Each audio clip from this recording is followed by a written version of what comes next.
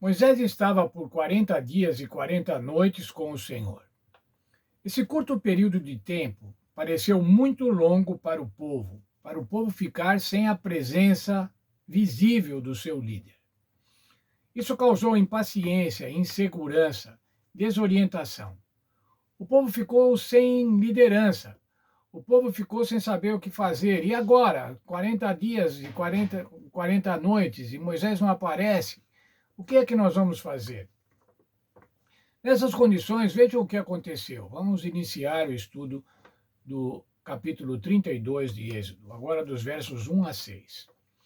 Mas vendo o povo que Moisés tardava em descer do monte, acercou-se de Arão e lhe disse: Levanta-te, faze-nos deuses que vão adiante de nós. Porquanto a esse Moisés, o homem que nos tirou do Egito, não sabemos o que lhes terá sucedido. O que aconteceu? Chegaram para Arão e falamos assim: olha, queremos um Deus, precisamos de um Deus. Faze-nos deuses. Por que eles estavam querendo deuses, representações físicas de Deus? Ah, irmãos, lembram-se, eles vinham do Egito, de séculos no Egito, onde as representações físicas de deuses, as estatuetas, os amuletos, eram absolutamente comuns, corriqueiros. Centenas de deuses, centenas de milhares de estatuetas e de estátuas maiores e de templos com representações físicas dos deuses em quem eles acreditavam. Bem, agora eles chegaram para Arão e falaram: faze-nos deuses, queremos uns deuses que vão adiante de nós.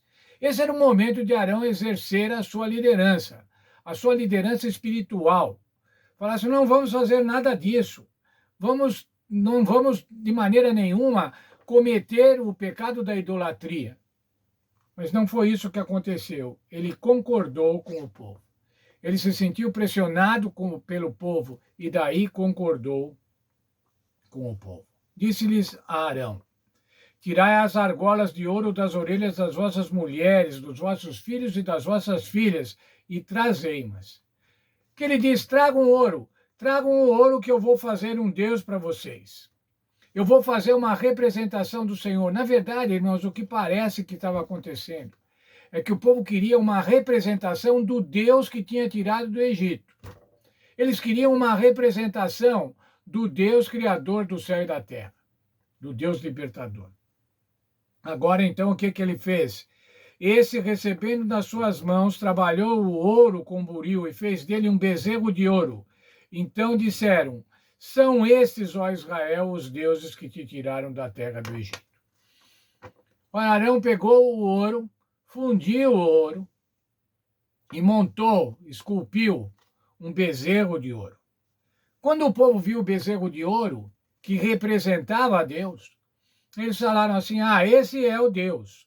Esse é o Deus que nos tiraram do Egito. Imediatamente o povo adotou essa escultura. Se converteram a Deus, a esse Deus recém-criado, recém-representado por eles. Arão, vendo isso, edificou um altar diante dele e, apregoando, disse: amanhã será festa do Senhor. Veja, irmãos, esse verso é importante. Quando diz assim: amanhã será festa ao Senhor, e o Senhor está com todas as letras maiúsculas, como é costume na Bíblia quando se refere ao Senhor Deus, Criador de todas as coisas. Então, o que Arão fez? Aproveitou agora que o povo tinha entendido, tinha recebido aquela estátua como Deus e falou assim: amanhã nós vamos festejar, vamos fazer uma festa para o Senhor Criador do céu e da terra. Ele estava associando a imagem com o Deus Criador do céu e da terra. Essa era a irresponsabilidade demonstrada por Arão, que devia exercer uma liderança firme, uma liderança que conduzisse o povo à verdade, e não que levasse o povo ao pecado da idolatria. Vou ler um texto de Ellen White do livro Patriarcas e Profetas, página 267. Uma ocasião tão crítica como essa exigia um homem de firmeza, decisão e coragem inflexível. Um homem que considerasse a honra de Deus mais importante do que o favor popular, a segurança pessoal ou a própria vida. Contudo, o então líder de Israel não tinha esse caráter. Arão, com fraqueza, apresentou objeções ao povo, mas sua hesitação e timidez, no momento crítico, apenas tornou o povo mais decidido. O tumulto aumentou. Um frenesi cego e irracional pareceu se apoderar da multidão. Houve alguns que permaneceram fiéis ao seu concerto com Deus, mas a maior parte do povo aderiu à apostasia. Arão temia pela própria segurança, e em vez de se manter firme, defendendo com nobreza a honra de Deus, rendeu-se às exigências da multidão. Veja, ele diz assim: este bezerro representa o Deus que nos tirou do Egito. E para isso, então, ele fez um altar. Edificou um altar e colocou aquela imagem, aquele bezerro de ouro, lá para ser adorado, para ser reverenciado como o Deus que tinha tirado o povo do Egito. O Deus verdadeiro, veja só, um Deus verdadeiro, representado por um bezerro de ouro. Amanhã, então, ele diz assim: nós vamos fazer uma festa para o Senhor. Misturou tudo, irmãos. Misturou a devoção ao Deus Criador com a imagem de um Deus, que poderia até entender o povo estava representando o Deus Criador, mas era uma imagem absolutamente contrária ao mandamento de Deus. Amanhã nós vamos prestar culto, amanhã nós vamos festejar, vamos comer e beber e vamos nos divertir. Isso está no verso 9. No dia seguinte, madrugaram e ofereceram holocaustos e trouxeram ofertas pacíficas, e o povo assentou-se para comer e beber e levantou-se para se divertir, prestando um culto exatamente como os egípcios faziam com seus deuses, comendo, bebendo, divertindo-se. O esforço de harmonizar o culto ao Senhor com o culto aos ídolos. Foi isso que Arão fez.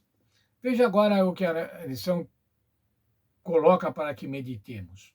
Como Arão, um líder de Israel, pode ter sido tão fraco? De que maneira ele deve ter buscado justificar em seu próprio coração as ações terríveis que estavam cometendo?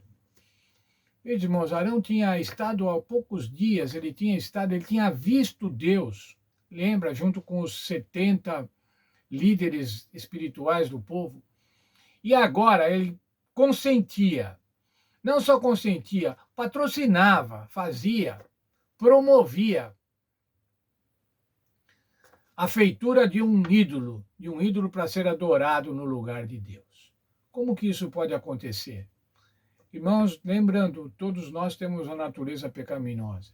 E se nós não estivermos profundamente ligados com o Espírito Santo, profundamente associados ao Senhor Jesus Cristo, nós podemos cair nas tentações, cometer pecados tão bárbaros como este que Arão estava agora fazendo com que o povo cometesse.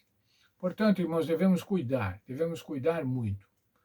Às vezes nos julgamos religiosos, somos religiosos praticantes, e nos julgamos imunes a determinados pecados. Não, isso eu nunca faria.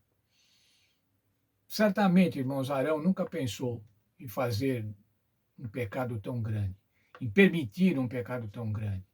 Mas a situação premiu e ele, dessa maneira, caiu na tentação. E levou o povo a essa orgia da idolatria. Que o Senhor nos ajude para que a gente possa estar sempre firme. Mas sempre firme, irmão, sabendo da nossa humildade, sabendo da nossa dificuldade, das dificuldades inerentes que temos em ser seres humanos propensos para o mal. E que possamos estar sempre juntos do Senhor Jesus Cristo, movidos pelo Espírito Santo para resistir às tentações, para resistir o dia mau. Deus esteja com cada um de nós.